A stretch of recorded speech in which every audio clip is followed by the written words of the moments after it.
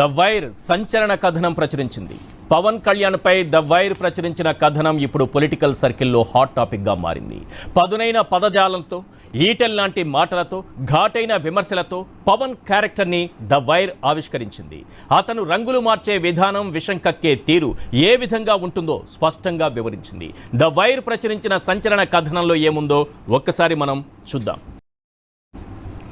నేల టికెట్కి ఎక్కువ, బెంచ్ టికెట్కి తక్కువ, రంగులు మార్చడంలో పీకే ఊసరవల్లికి ఎక్కువ, ఆక్టోపస్ కటర్ ఫిష్కు దానికి కూడా ఎక్కువేనని చెప్పాలి అంటూ కథనం రాసుకొచ్చింది. రంగులు మార్చడానికి ఊసరవెల్లికి 1 సెకండ్ టైం పడితే మిమిక్ ఆక్టోపస్కు రంగు మార్చడానికి 200 మిల్లీ సెకండ్లు సరిపోతుంది. ఇంకా వివరంగా చెప్పాలంటే రెప్పపాటు కంటే చాలా వేగంగా సెకనుకు 5 సార్లు మిమిక్ ఆక్టోపస్ రంగులు మార్చగలదు. అయినా ఈ పీకేతో అది పోటీకి నిలబడగలదా అంటే నిలబడలేదనే చెప్పాలి. ఇక రంగుల విషయం పక్కన పెడితే అతను విషం కక్కే విధానంపై కూడా చాలా క్లియర్గా రాసుకొచ్చింది. విషాన్ని ఇంజెక్ట్ చేయడంలో తేలు, పాముల కంటే ఎక్కువ. వాటిని పవన్ ఎప్పుడో మించిపోయారు. Australian box jellyfish, dart కప్పలకు కూడా పవన్ ఎక్కువే. ఇవి చిమ్మే విషం సైనైడ్ కంటే 1000 రెట్లు వేగంగా పనిచేస్తుంది. క్షణాల్లో ప్రాణం గాల్లో కలిసిపోతుంది. ఇప్పుడు దాన్ని మించిన విషాన్ని చిమ్మగల శక్తి తనకుందని మొన్నటి ప్రసంగంతో పీకే రుజువు చేసుకున్నారు.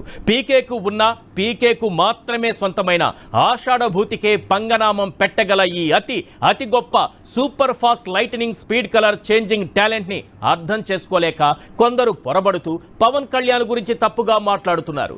లెఫ్ట్ నుంచి రైట్ కి రూపాంతరం చెందాడని, నిన్నటి మాటలకు నేటి మాటలకు పొంతన లేదు కాబట్టి సిద్ధాంతాన్ని మార్చేశాడని, చేగువేరా, భగత్ సింగ్లు ఏమైపోయారని కొందరు అంటున్నారు. మరికొందరు పీకేని బానిస, అజ్ఞాని అంటూ తీర్మానించేస్తున్నారని ద వైర్ రాసుకొచ్చింది.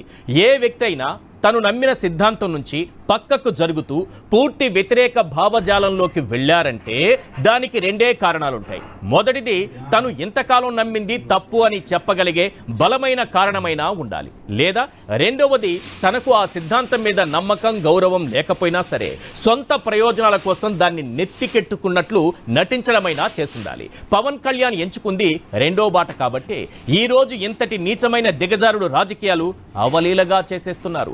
పీకేకి చేగువేరా జీవితం గురించి కానీ, కమ్యూనిజం గురించి కానీ ఏమీ తెలియదు. అయినా సరే ఆ భావజాలంలో ఉన్న నిజాయితీ, న్యాయం, హక్కుల కోసం పోరాటం, కసి, ఆవేశం లాంటి ఎన్నో మంచి విషయాలు సామాన్యులను ఆకర్షిస్తాయని మాత్రం